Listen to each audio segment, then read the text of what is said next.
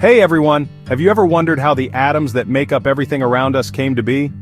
Let's take a journey back in time to the very beginning. It all started with the Big Bang about 13.8 billion years ago.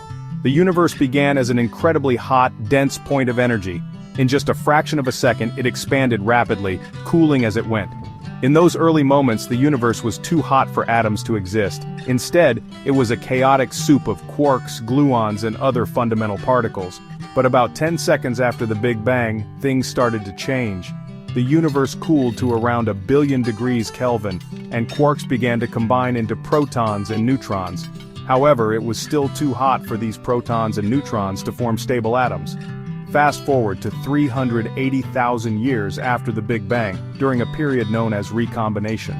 The universe had cooled to about 3,000 Kelvin. Now protons and electrons could finally combine to form the simplest atom, hydrogen-1. Some helium and trace amounts of lithium also formed, thanks to earlier nuclear fusion in the first few minutes of the universe.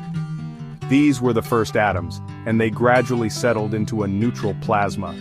The universe at this stage was a vast cloud of hydrogen, helium, and tiny bits of lithium.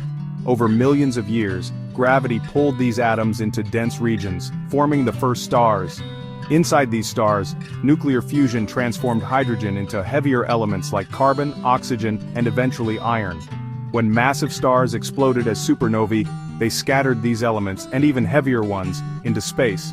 So the atoms in your body, the oxygen you breathe, and the iron in your blood were all forged in ancient stars. These first atoms became the building blocks for galaxies, planets, and eventually, us. Isn't it amazing to think that we're all made of stardust? Thanks for watching.